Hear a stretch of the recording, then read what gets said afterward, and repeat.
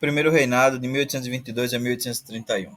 Então, o que foi o primeiro reinado? Né? O primeiro reinado é o momento logo que se segue da independência do Brasil, e ele vai se estender durante todo o momento em que Dom Pedro I ele se encontrou como imperador brasileiro. Né?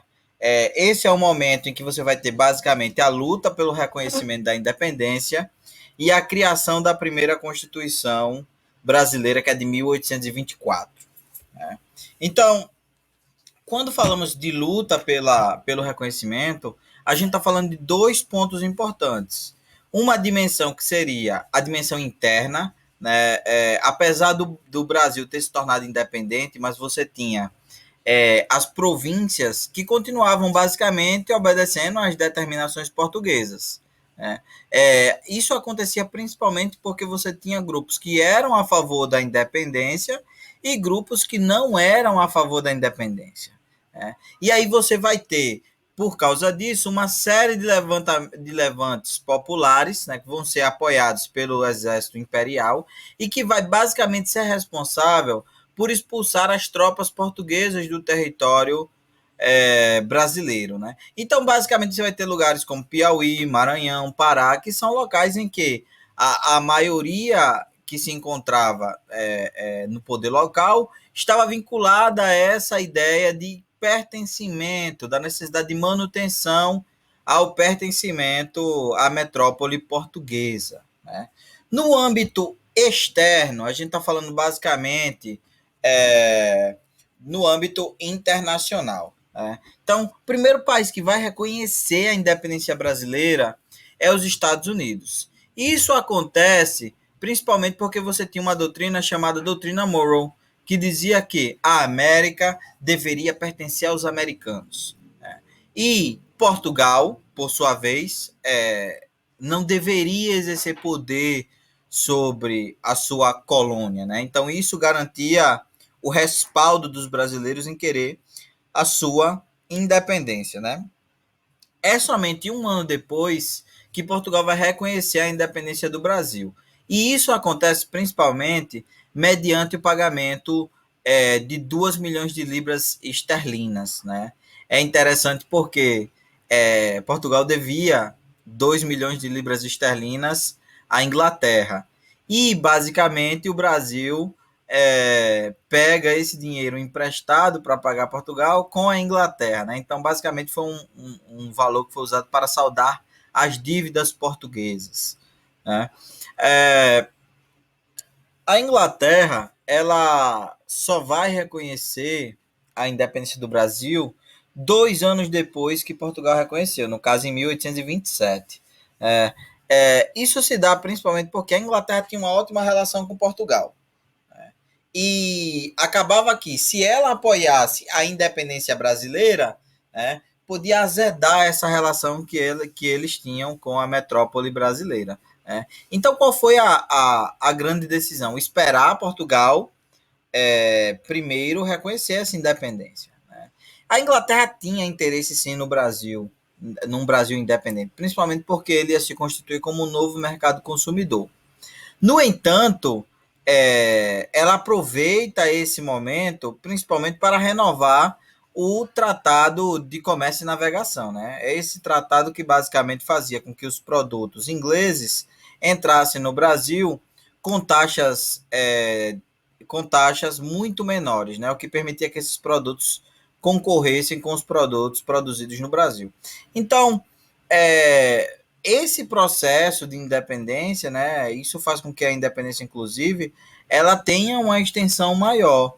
Se a gente pensar que ela acontece em 22, mas que só vai ter o reconhecimento em 1827, né, então esses 5 anos são os 5 anos de consolidação do que viria a ser esse processo de independência. É, para além disso, esse momento exigiu que o Brasil ele elaborasse sua primeira Constituição.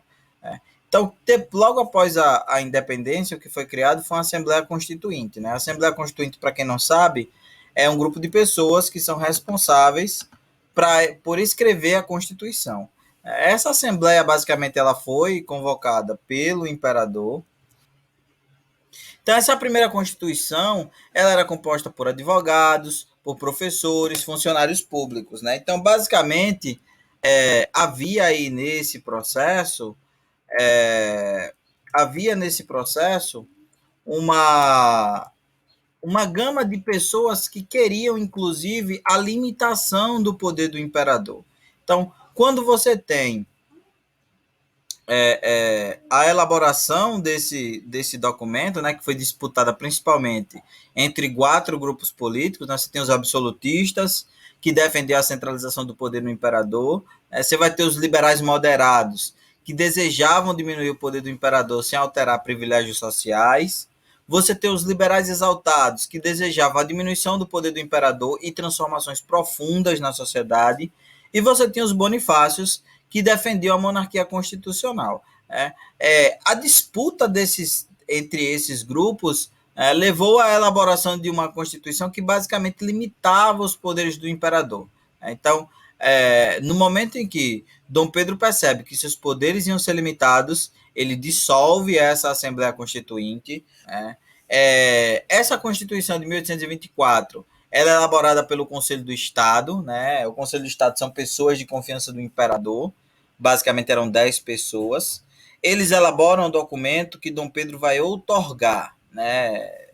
E aí que vem a grande questão, né? Porque você tem uma diferença.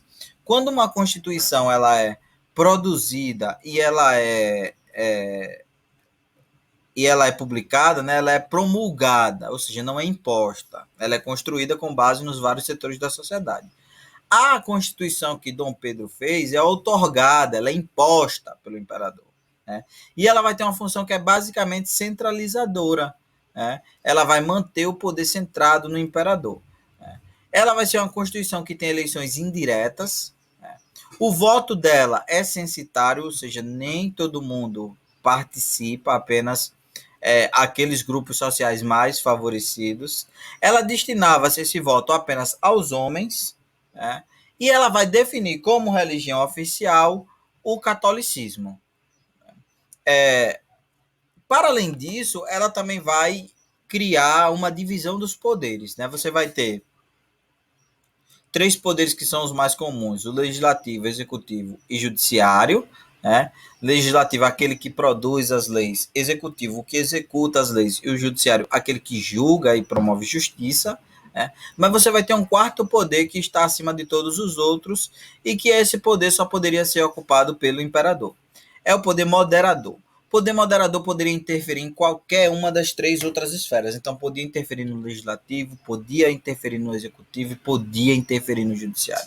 Então, o que você tem no Brasil é a manutenção de uma tradição centralizadora que vai ver na figura do imperador, né, a principal fonte de força, claro, a partir da Constituição. Né? Vale ressaltar que não são todos os grupos políticos que concordam com essa atitude. Né? Mas o que você tem é, como eu falei, é uma Constituição que foi imposta e ela vai criar esse lugar aí, que é um lugar privilegiado para o imperador. Então, feita essa apresentação, é hora da atividade.